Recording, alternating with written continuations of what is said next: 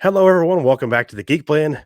This is Jeff, and I am also joined by Lost Jedi 22 as we do our Orville Quantum Dive for episode 5 of season 1. We just watched it. The episode title was Pria and guest starred Charlize Theron. And so after the episode was over, what was your final thought or your initial thoughts on the episode? I like this episode. Maybe not quite as much as the previous one, but I like the story of it. I guess you'd call it a twist in the story where you kind of discover what she is. She's spoilers. She's from the future and she steals ships, and we find out that the Orville was actually destined to be destroyed. So she would save the ship in order for her to bring it into the future, so she could then sell the ship as a vintage ship, I guess. So that was kind of a cool twist to the story, and I liked it. Yeah, me too. I actually did. Some of the humor actually landed for me. Some of it didn't, of course. But yeah, I agree. I thought the twist was good. I thought the episode was well done. I will agree with you. I didn't like it as much as last time, but I still liked it a lot compared to a couple episodes before this one. Yeah, I really enjoyed it. I liked the chemistry between Captain Ed Mercer and then the character of Pria Levesque with Charlize Theron. I liked their chemistry and how that worked. And then I liked with Commander Kelly with her like jealousy towards Pria, like that kind of worked for me too. Yeah, that all worked. And like the whole episode really worked for me well. I enjoyed it. Yeah, and this one started off quicker. The previous episodes, It seemed to kind of take its time to get into the main story. That would be my biggest complaint from the last episode, is that opening with Bortus didn't really have anything to do with the episode. And, this episode didn't follow up on any of that. So I don't know if we're ever going to go back to that. But this one, They start off and they're watching Seinfeld, which I was like, oh no, they're watching Seinfeld, and they're watching it on the bridge, which is really peculiar. Not very professional for a fleet, but this is kind of the McHale's Navy of starship travel, I guess. Mm-hmm. But then they got the distress call and boom, they were off on the mission pretty quickly, well before the opening credit sequence. So I like that they jumped into the story quicker this time. Yeah.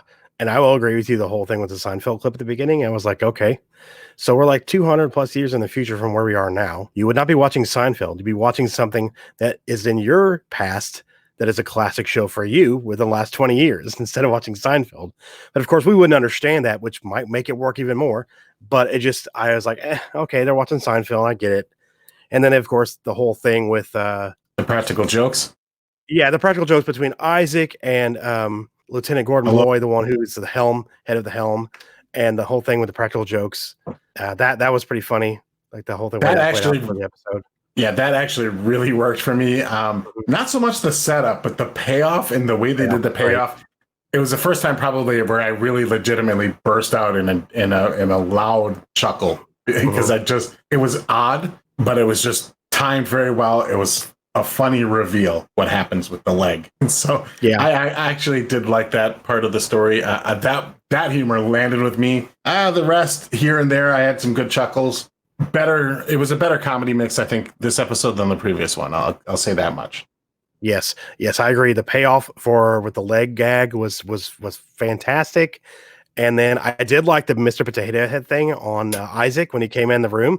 Everybody's just like staring at him like, what in the hell is that? And then he said something like, why is everybody looking at me? Or like he says it like in a more, robotic monotone, and expression versus that. But it's still funny that they're all staring at him and he realizes that he doesn't, they're like, can you even see with those potato head eyes on him? And you realize that he doesn't actually see out of his eyes. They're just for aesthetic. He actually uses, sensors around his whole body.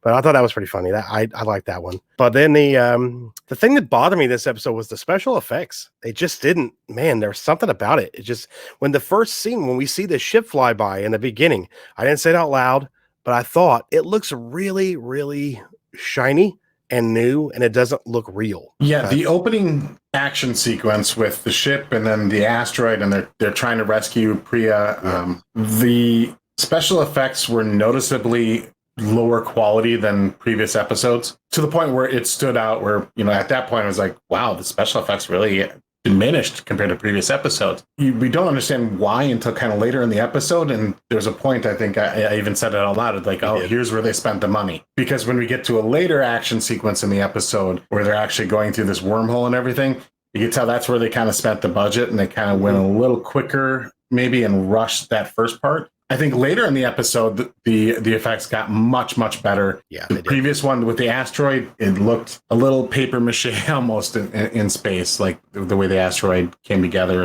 and the way the ship did the tractor beam or the whole rescue sequence.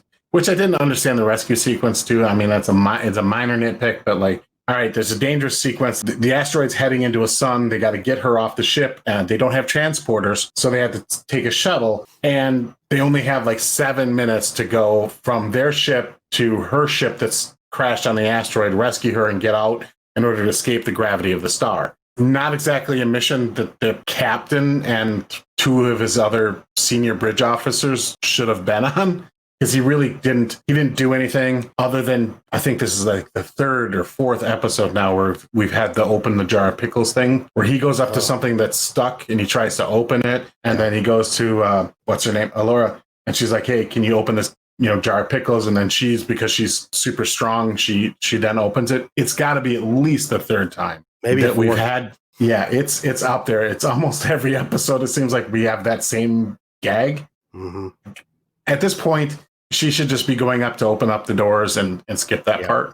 Yeah, that was definitely one of the nitpicks I had, that thing. And I think we both grunted at the same time when it happened. And we're like, oh, no, I don't want that. Yeah. The tractor beam sequence in the beginning looks so awful. And you're right. There was no need for him to go. It should have been like, red shirts going to, expendable officers should have went to this dangerous mission where they basically probably weren't going to come back if we're off by like 1 minute. Even a couple seconds. And maybe I could understand, okay, your best pilot, because he's going to be the one that has to pilot the shuttle in this very difficult mission. And then maybe Alora, because she's got the strength or whatever, be good. It has to be at least 2 people, one to pilot and then one to actually go on the ship and, grab Pria. Would have been also useful to say, hey, Pria, want to meet us by the shuttle door? We're coming to get you.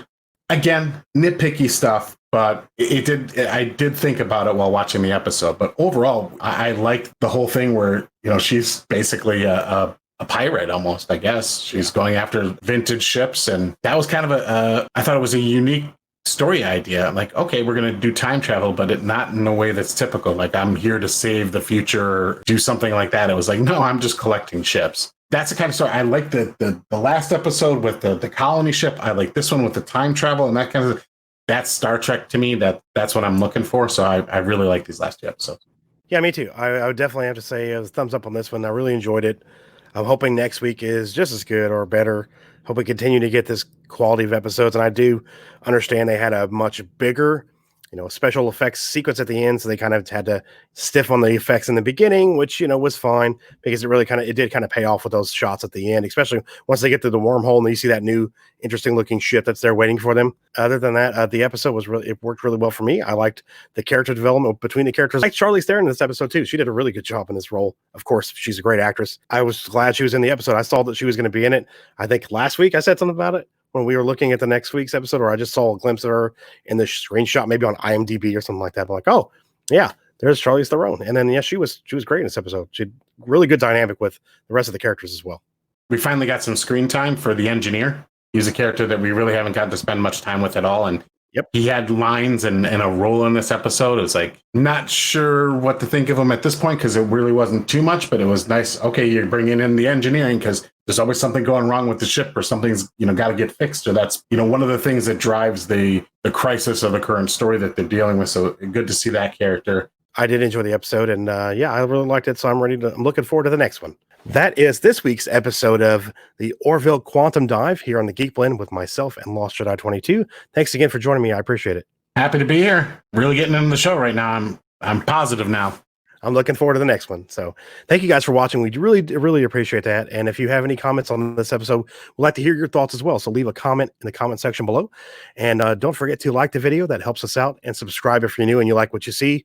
And turn on the bell for notifications so you can stay up to date on all of the episodes of the Orville Quantum Dive here on the Geek Blend. So we'll see you guys next week. Remember, if you geek about it, we'll speak about it. See you guys next time.